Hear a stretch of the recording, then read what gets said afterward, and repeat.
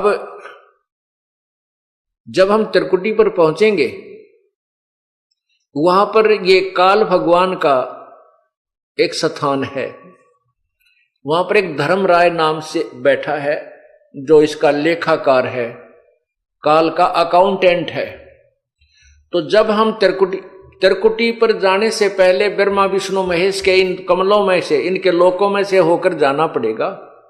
देखो पुण्यात्मा भोली आत्मा क्या कहते हैं, जो नकली संतों के अनुयायी हैं, वो ये कहते हैं कि जाना एक स्थान पर है, रास्ते न्यारे न्यारे। ये भी उनकी छोरी गलत है। रास्ता भी एक है और जाना भी एक स्थान पर है। जैसे हमने ये जीव इस शरीर के अंदर है, इस शरीर के अंदर जो जीव है, इसको इन कमलों के अंदर से होकर जाना, गुजर कर जाना पड़ेगा, और कोई तरीका नहीं है, कोई रास्ता ही नहीं है। और ये सबका एक है, ना हिंदू में भिन्न है, ना मुसलमान में भिन्न है, ना सिख में भिन्न, ना ईसाई में भिन्न, ना बहन में भिन्न, ना भाई में भिन्न।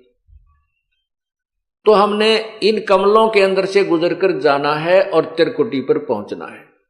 तो इन कमलों के अंदर से हम जाएंगे तो इनका नो ड्यू सर्टिफिकेट हम लेते हुए जाएंगे, तो हम त्रिकुटी पहुंच जाएंगे। त्रिकुटी पर जाकर के फिर कौन मिलेगा आपको? ये दास मिलेगा, परमात्मा मिलेगा इस दास के रूप में, आपके गुरु के रूप में। और वहां फिर आपका हिसाब कराएगा इस काल से। नहीं वो डांडी मार जाएगा, वहां पर डांडी मतलब हेरा फेरी नहीं करेगा। वहां क्या लालच लोभ दिखाए जाएंगे? जो आपने कर्जा उतार दिया ब्रह्मा विष्णु महेश का, यह मंत्र जाप करके, जो आपको प्रथम मंत्र दिया जाता है, उसके बाद भी आपका ढेर सारा धन बच जाएगा, इतना बहुत गना धन का मतलब ये कमाई बच जाएगी। वहां आपको लालच दिया जाएगा कि देख आपकी इतनी कमाई है, इतने वर्ष तक ब्रह्मा के लोक में ऐसे ठाठ करेगा, वहां ऐसा महादेव बनेगा, वहां पर इंद्र बन जाएगा, ऐसे ठाठ करेगा। ये फिर वो दूसरा मंत्र आपका है विष्णु जी का, जो हम देते हैं, उसके कहते इस विष्णु मंत्र की इतनी कमाई तेरी और बच रही है, इस विष्णु के लोक में तू ऐसे ठाठ करेगा, वहां बड़ा स्वर्ग बना हुआ है। फिर शिव जी का मंत्र है, दुर्गा का भी मंत्र है, यानी इतनी कमाई आपकी बनी बच रही होगी। और वहां पर फिर आपको ट्रेलर दिखाए जाएंगे, जैसे ग्राहक होते हैं ना फंसाने के लिए, नारे नारे अपने दिखाते हैं वो बिजनेसमैन दुकानदार, तो वो ट्रेलर दिखाए जाते हैं। देख उस लोग में कैसे नाच गाने हो रहे हैं, ऐसे ऐसे तेरा जो ऐसा रेस्ट हाउस है, ऐसा कमरा मिलेगा तुझे, वहां पर इतने डांस होंगे, ऐसे होंगे, ये ठाठ हो। तो ये मन तो वहां भी साथ ही होगा, मन तो वही है। तो वहां ये मन फिर आपके साथ आड़ कर जाएगा, न सोचेगा थोड़े दिन घूमे वहां फिर चल पड़ा, जब यह कमाई है मेरी से इसने खा पी लो इतने, या वो आगे चलने वाली रखी है जाती वह खर्च हो को नहीं। तो ये भी डंडी मारेगा अपने साथ में, आपके साथ। अगर परमात्मा यानी गुरुदेव रूप में प्रभु नहीं होंगे तो वहां भी आपके साथ गड़बड़ हो जाएगी। तो वो गड़बड़ उनके साथ होती है जो गुरु से थोड़ा बहुत विमुख हो जाते हैं, श्रद्धा पूरी रहती नहीं, और लेकिन गुरुद्रोही ना होते, उनके साथ ये डंडी ये गड़बड़ हो जाती है। फिर उनको दूसरे लोकों में भेज देते हैं, जैसे विष्णु के लोक में चला गया, उसकी कमाई इतने वह शेष बचेगी, वहां ठाठ करेगा, जब खत्म हो जाएगी वहां से उसकी मृत्यु हो जाएगी। फिर ब्रह्मा लोक में जाएगा, फिर विष्णु के लोक में, फिर गणेश जी के लोक में। वहां जब उसकी सारी पूंजी जड़ लेगी, जब उसका जेब कट लेगी, फिर उसने गधे की जोनी में ठोक देगा। ये डांडी मारेगा काल। तो यहां परमात्मा में फिर याद दिलाता है, शिव मंडल ब्रह्मापुरी चै तू विष्णु लोक में हो, अमरे गुण भूले नहीं तो आन छुटाऊं। तो कितने दयालु है भगवान। यहां पर ये दास आपको ज्ञान दे रहा है, उस परम पिता का भेजा हुआ एक नुमाइंदा है। और आप यहां गुरु को परमात्मा, यहां जैसे भगवान आए थे जब भी ये ज्ञान दिया करते थे, ये दास को भेज दिया अपने को, ये भी वही ज्ञान दे रहे। और ये आज आपने रिहर्सल करनी है। मान लो गुरुजी भगवान, जैसे गुरुजी भगवान नहीं आपको लगते हैं, लेकिन आपने मानना पड़ेगा। जैसे गणित के सवाल को हल करने के लिए मानना पड़ता है, मान लो मूलधन 100 रुपये, वो 100 रुपये मूलधन मानने बिना वो वास्तविक मूलधन प्राप्त नहीं हो सकता। तो गुरुदेव को आपको भगवान स्वरूप मान करके उसके अनुसार उसके साथ अपनी क्रिया करते हुए तो भगवान मानना होता है, के तरह मानना होता है, और फिर उससे आपको वो वास्तविक भगवान मिल जाएगा। तो यहां क्या बताते हैं कि यहां आप भक्ति कर रहे हो, गलती करते हो तो मैं धमकाऊंगा, आपको करड़ा करूंगा, क्योंकि मैं अध्यापक हूं, आप मेरे विद्यार्थी हो। टीचर को मालूम होता है कि उसको जो बच्चों को ताड़ता है उसका उद्देश्य गलत नहीं होता, उसका कोई द्वेष नहीं होता, केवल बच्चे का हित मध्य नजर रखता है।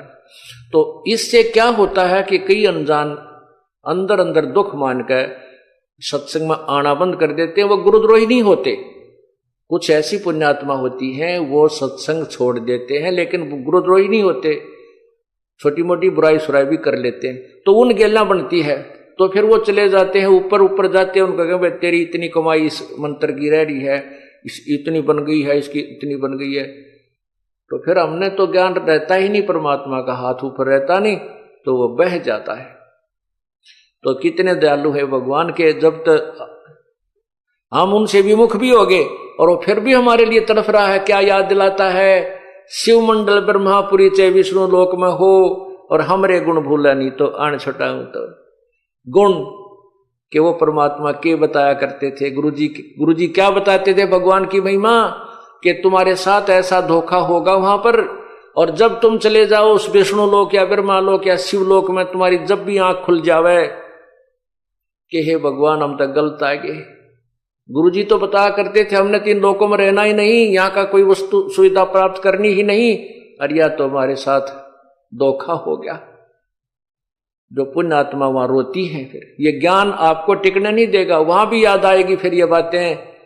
कहते वहां भी जब तू मुझे सच्चे दिल से याद करेगा तुझे वहां से भी छुटवा लाऊंगा। नहीं तो क्या होगा, इन सभी मंत्रों की प्रथम मंत्र के जब आपकी कमाई समाप्त हो जाएगी, फिर आपको ब्रह्मलोक में ले जाओगा युकाल। ये जो ओम का जो जाप है, इसका ब्रह्मलोक में आपको सुविधा देगा, और वहां मनमाने 1000 युग तक आप वहां रह सकते हो। इस ओम नाम की जो विधि हमने बताई, इसकी इतनी जबरदस्त कमाई आपकी बन जाएगी। उसके बाद आपको सतनाम प्राप्त हुआ है, जिसको सारनाम भी नहीं हुआ है, और वो विमुख हो गया है। उसके साथ फिर यह बनेगी, तो उसके फिर ये दूसरा मंत्र का ओम नाम की कमाई तो ये वहां खराब करवा देगा ब्रह्मलोक में। फिर जो दूसरा मंत्र तत् मंत्र है, इसने एक और कमाल कर रखा है कि ब्रह्मलोक में नकली सतलोक, झूठा नकली अलखलोक, अगमलोक और अनामी लोक की रचना करवा रखी है। उस दूसरे मंत्र यानी तत् मंत्र का जो जाप है, उसकी कमाई को ये वहां खत्म करवा देता है बैठाकर। और नो कहते हैं हम सतलोक में आ गए, ये नकली संत बतावे हैं, बोला फिर सतलोक है, उस तो ऊपर बोला साडा लोक है थरा के बोलिए। तो वो जो झूठे लोक बना रखे ब्रह्मलोक में, काल ने इस माया से झूठी कंस्ट्रक्शन करवा रखी है, रचना करवा रखी है, तो उसको वहां खत्म करवा देते हैं। उसके बाद 84 लाख योनियों में ये डाल दिया जाता है। अब बात आ गई जिसको तीनों नाम मिल गए और जो गुरुद्रोही नहीं हुआ, गुरु विमुख हो गया। विमुख नहीं हुआ यानी उसने भक्ति छोड़ दी, आनाकानी सी करने लग गया, थोड़े जाप करे है, कभी सत्संग में आ गया, कभी नहीं आया, और सार नाम तक उसको प्राप्त हो चुका है। उसके साथ क्या होगा, पार नहीं होगा वो। यहां परमात्मा का एक और लोक है, परमात्मा का एक मिनी सतलोक है। उस लोक में प्रभु अपने ही कबीर रूप में वहां रहता है और वहां पर उन आत्माओं को रख लिया जाता है, इतना दयालु है। और जब कभी भक्ति युग आता है उस समय उनको इस पृथ्वी पर जन्म देता है। यानी पहले कभी किसी युग में आपको प्राप्त हुआ होगा, तो उनमें से कुछ पुण्यात्माएं आकर के परमात्मा ने 600 वर्ष पहले फिर उनको जमीन पर पटका, आकर के अपना पूरा उनको ज्ञान दिया, उनकी भक्ति बनवाई और फिर दोबारा मनुष्य शरीर में प्रारंभ कर दिया। तो वही व्यक्ति अब जन्म पाते पाते अब यहां आ चुके हैं, इस अब भक्ति काल आ गया है। तो ये भक्ति काल में आए हुए जो प्राणी हैं, जो सतलोक में यानी यहाँ परमात्मा के सतगुरु के लोक में से जो तुरंत यहाँ जन्म मिला है, उनको फिर मनुष्य जन्म मिलता हुआ आ रहा है। जैसे वो 64 लाख परमात्मा के शिष्य हुए थे आज तक 600 साल पहले, 550 वर्ष पूर्व, तो उनको उस समय परमात्मा ने एक परीक्षा ली थी, वो सब रिजेक्ट हो गए थे। वो गुरुद्रोही नहीं बने थे, वो भक्ति छोड़ गए थे, गुरु जी के पास जाना त्याग गए थे। वही अब जन्म लेते हुए आ रहे हैं। आप लोग जो इतने शीघ्र समझ गए, ये उन्हीं में तो हो जो कभी परमात्मा के साथ आज से 600 550 वर्ष पूर्व रहे थे, और काल ने उनको कहीं कहीं जन्म दे दिया, किसी को महाराष्ट्र में, किसी को राजस्थान में, किसी को पंजाब में, कोई कित कोई विदेश में। अब परमात्मा उनको ढूंढ रहा है। आज सुबह के सत्संग में श्रोताओं ने सुना कि परमात्मा, प्रभु राम, खुदा, अल्लाह की क्या परिभाषा होती है। पवित्र गीता जी के ज्ञान के विषय में आपने संक्षिप्त सी जानकारी प्राप्त की,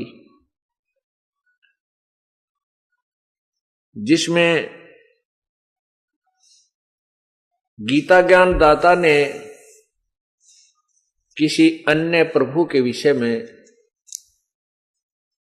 बताया है कि जो पूर्ण परमात्मा है, जिस भगवान की, जिस परमात्मा की साधना से जीव का पूर्ण मोक्ष संभव है, जन्म मृत्यु सदा के लिए समाप्त हो जाती है। वो परमात्मा कौन है, कैसा है, कहाँ रहता है, उसकी प्राप्ति कैसे होती है, ये जानकारी आपको इस 5 दिन के सत्संग में प्राप्त होगी। आज सुबह आप सुन रहे थे कि गीता ज्ञान दाता प्रभु ने बताया है कि वो परमात्मा परम अक्षर ब्रह्म है। उस परमात्मा की साधना, उस परमात्मा की प्राप्ति के विषय में जो तत्व ज्ञान है तथा यथार्थ भक्ति विधि है, वो तत्वदर्शी संत बताएगा। संकेत दिया है गीता जी के अध्याय नंबर 17 के मंत्र 23 में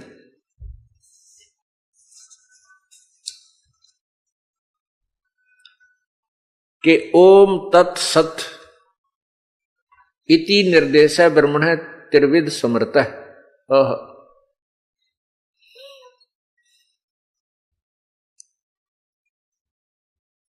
ओम तत्सत इति निर्देश ब्रह्मण त्रिविध समर्थ।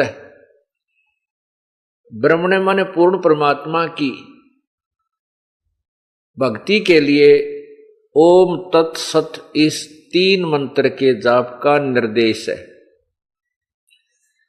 निर्देश का अर्थ है कि नथिंग एल्स, इसके अतिरिक्त कोई और आदेश नहीं है, केवल 3 मंत्र का जाप है उस परम पिता के प्राप्ति का, ये निर्देश है। आप निर्देश से आप अच्छी तरह परिचित हैं। निर्देश किसे कहते हैं? जिसमें आदेश व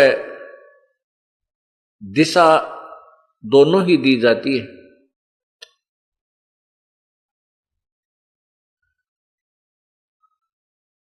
ओम तत्सत इति निर्देश ब्रह्मण त्रिविध समर्थ। ब्राह्मणा तेन वेदेन, ब्राह्मणा तेन वेदा च यगा च विहिता पुरा। सृष्टि के आरंभ में ब्राह्मणा माने विद्वान पुरुष, तत्वदर्शी संत, इसी ज्ञान के आधार पर अपनी धार्मिक क्रियाएं किया करते थे। गीता जी में लिखा है कि अर्जुन, ये ज्ञान कुछ समय तक तो ठीक चला, ये ज्ञान मैंने पहले सूर्य से कहा था। 4थे अध्याय में गीता ज्ञान दाता कहते हैं कि अर्जुन, ये ज्ञान जो आज गीता जी में बताने जा रहा हूं, यह ज्ञान मैंने पहले सूर्य से कहा था। ये सूर्य नहीं जो आग का गोला है, एक सूर्य नामक देवता है,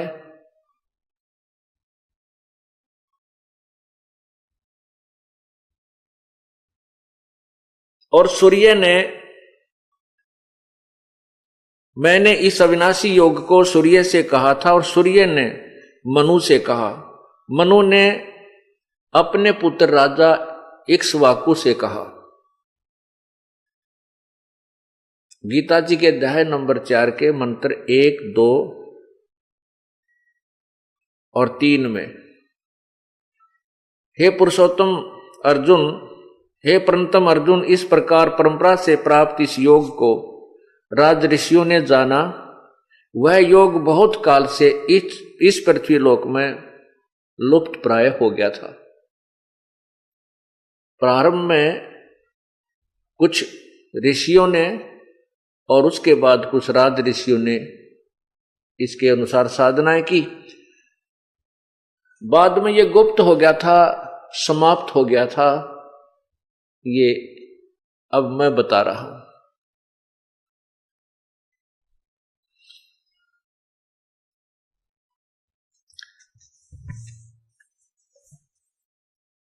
इसी गीता अध्याय नंबर 17 के मंत्र 23 में यही स्पष्ट किया है कि यही ज्ञान जो ओम तत्सत जो मंत्र है, इसके आधार से सृष्टि के प्रारंभ में विद्वान पुरुष अपने धार्मिक अनुष्ठान किया करते थे। अब जैसा कि आज आप दिन में पढ़ रहे थे, सुन रहे थे कि गीता ज्ञान दाता परमात्मा कह रहा है कि मेरे लेवल की सभी पूजाओं को तू मुझ में छोड़कर उस एक सर्वशक्तिमान परमात्मा की शरण में जा, फिर मैं तुझे सभी पापों से, दुखों से मुक्त कर दूंगा, तू चिंता मत कर। उस परमात्मा के पास जाने की विधि का भी सुबह आपको कुछ संक्षिप्त सा वर्णन दिया था कि हमारे शरीर में कमल बने हुए हैं। इन कमलों में भगवानों की ब्रह्मा जी, विष्णु जी, शिव जी, दुर्गा और गणेश और ज्योति निरंजन, सहस्रार कमल में ज्योति निरंजन है, इन भगवानों का वास है।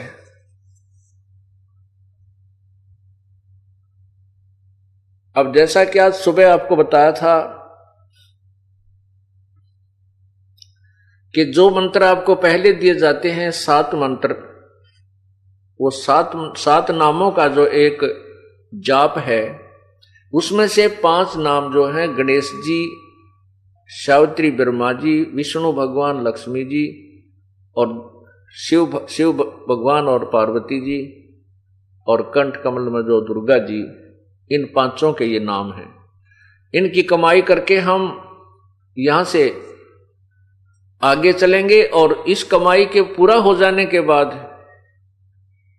जो ये दास आपको मंत्र देता है, ये 5-7 प्रथम मंत्र, ये 5-7 नाम का होता है। इस प्रथम मंत्र के जाप से आप 4 महीने यदि लगातार सच्चे दिल से बगैर कोई क्रिया को भंग किए आप इसका जाप करते हो तो आप सतनाम प्राप्ति के योग्य हो जाते हो। फिर आपको सतनाम दिया जाता है। सतनाम के अंदर आपको बताया सवेरे के 2 अक्षर होते हैं, एक ओम, एक तत्।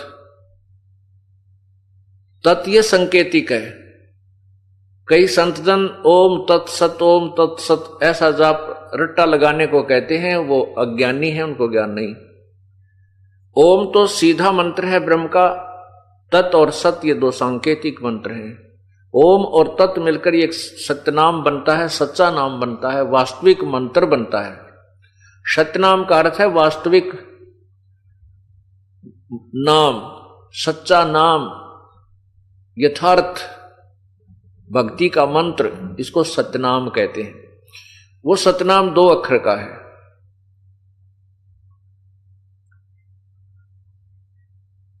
उसके बाद फिर आपको सारनाम दिया जाता है, जैसे ओम, तत् और सत। ये सत जो तीसरा मंत्र है, ये सार नाम की तरफ संकेत है, ये सांकेतिक है। अब जैसे आपको बताया था कि आप जो प्रथम मंत्र का जाप करते हो, इनमें ब्रह्मा, विष्णु, महेश, शिव जी और गणेश जी दुर्गा जी की जो हमारे ऊपर ऋण है वो आप ऋण मुक्त हो जाते हो, शेष कमाई भी बच जाती है। और जो गुरु से विमुख हो जाते हैं, विमुख नहीं, जो बीच में भक्ति त्याग देते हैं, गुरुद्रोही नहीं होते हैं, वो जब त्रिकुटी तक पर पहुंचते हैं, जिनको सतनाम भी प्राप्त हो जाता है, तो त्रिकुटी पर पहुंच जाते हैं, तो वहां जाकर के इनके साथ फिर एक और ठगी होती है, वो जो सुबह आपको बता दी गई थी कि वहां उनको लाज दिया जाता है कि आप के पास इतनी भक्ति कमाई होगी है, आप ब्रह्मा जी के लोक में, विष्णु जी के लोक में, शिव जी के लोक में इतने इतने हजार वर्षों तक रह सकते हो। वहां पर ऐसे ऐसे ठाठ हैं, वहां ऐसे नाचने और गाने कोई काम नहीं है, वहां सब प्रकार की सुविधाएं हैं। लेकिन वो होती कैसे हैं? वो अपने ही जेब में पैसे हैं तो उन ऊपर के स्वर्ग रूपी होटलों में हम रह सकते हैं, खुशी मना सकते हैं, आनंद ले सकते हैं, खाना पीना बढ़िया खा सकते हैं, लेकिन पैसा अपने जेब से ही जाता है, अपनी कमाई ही नष्ट होती है। वो परमात्मा ऐसा दयालु है, जैसे आपको ज्ञान हो गया, इस ज्ञान के आधार पर कि मैं तो गलत जगह पर आ गया हूं, और वहां भी यदि परमात्मा कहते हैं मुझे तू याद कर लेगा, मैं तुझे वहां से भी छुड़वा दूंगा।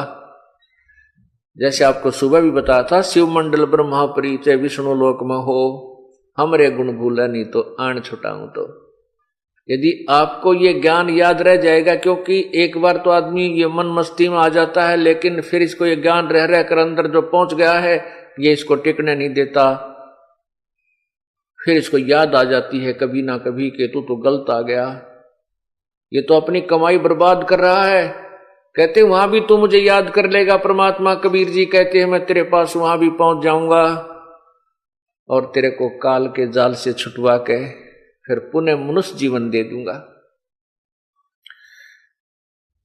और लेकिन ये काम लंबा फिर बन गया, फिर ना जाने कब कोई तत्वदर्शी संत मिले, युगों बीत जाए, धक्के खाते रहेंगे, फिर कभी गधे बने, कभी कुत्ते बने, कभी कुतिया बने, फिर कभी मनुष्य जीवन मिलेगा, फिर कोई समय आएगा परमात्मा दया करेगा, मनुष्य शरीर होगा, तत्वदर्शी संत होगा, जब कभी सूत बैठे, अवसर मिले या ना मिले। इसलिए हमने इस काम को लंबा नहीं खींचना, ये बहुत लंबा खींच चुका है। असंख्य जन्म हो गया हमने ये डले डोत्या ने, असंख्य जन्म हो गया हमने यही जन्मते और मरते ने। तो जैसे एक गीता जी अध्याय नंबर 18 के श्लोक नंबर 66 के ऊपर विवेचन चल रहा है, उसमें लिखा है कि सर्वधर्मान परित्यज माम एकम शरणम व्रज। ये देखिएगा पवित्र गीता जी, श्री मद् भगवत गीता, नीचे देखिएगा, ये गीता प्रेस गोरखपुर से प्रकाशित है और इसके अनुवाद करता है जय दयाल गोविंद का। इसके अंदर से देखिएगा,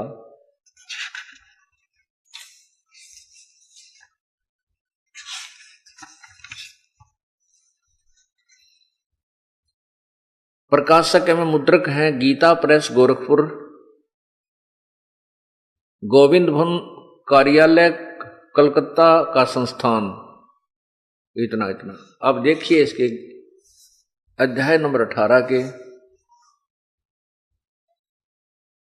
इधर आइएगा नीचे,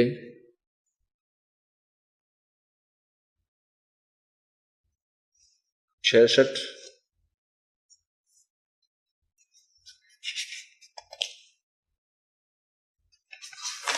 ये गीता नंबर अध्याय 18, नीचे मंत्र नंबर 66। ये इसमें क्या लिखा है, सर्वधर्मान परित्यज माम एकम शरणम वर्ज। ये वर्ज शब्द देखना ध्यानपूर्वक, वर्ज यहां देखो, अहम तवा सर्व पापेभ्य मोक्षामि मासुच। मैं तुझे सभी पापों से मोक्ष कर दूंगा, तू चिंता मत कर। क्या लिखा, इन्होंने क्या अर्थ दिया है कि संपूर्ण धर्मों को अर्थात संपूर्ण कर्तव्य कर्मों को मुझ में त्याग कर केवल तू एक, मुझ में त्याग कर केवल तू एक, मुझ सर्वशक्तिमान सर्वाधार परमेश्वर की शरण में वर्ज माने आजा।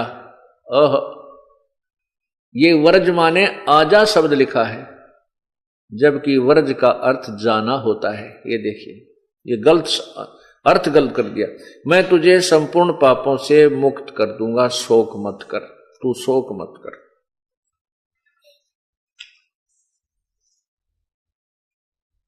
अब इन्होंने वर्ज माने जाना लिखा है। अब आपको संस्कृत शब्दकोश दिखाता हूं। इसमें स्पष्ट किया है कि वर्ज माने,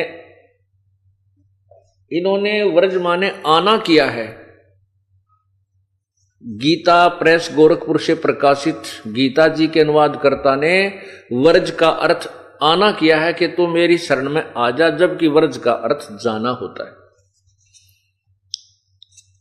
ये देखिएगा,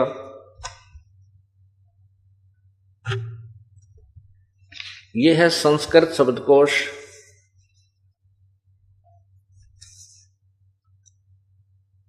पुण्यात्माओं, ये तत्वज्ञान इतना उलझ गया है, इसको सुलझाने के लिए, समझाने के लिए, सत्य को सत्य सिद्ध करने के लिए ढेर सारे प्रमाणों की आवश्यकता पड़ती है। संस्कृत हिंदी कोश वामन शिवराम आप्टे, नीचे कहां से छपी है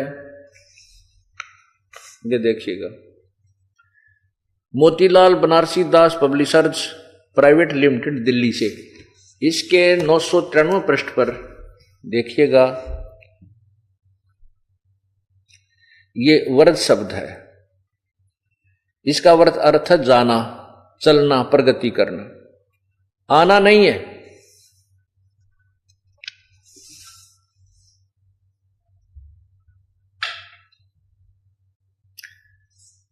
इस प्रकार अर्थों के अनर्थ कर दिए, क्योंकि तत्वज्ञानी अनुवादकर्ताओं को नहीं था।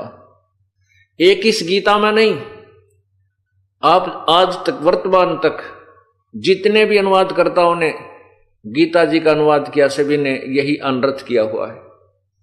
इससे सिद्ध होता है कि अभी तक हमारे को अपने सदग्रंथों का यथार्थ ज्ञान भी नहीं प्राप्त हुआ। भक्ति तो हम कहां से करते, जब हमें अपने सिलेबस का ही ज्ञान हमारे तक नहीं पहुंचा तो हम पास कैसे होते, हम परिणाम परीक्षा में कैसे सफल होते। अर्थात अभी तक हम अधूरे ज्ञान पर आधारित रहे और भूत पितर स्वर्ग नरक इन्हीं चक्रों में, 84 लाख योनियों के चक्रों में हम भ्रमते भटकते रहे।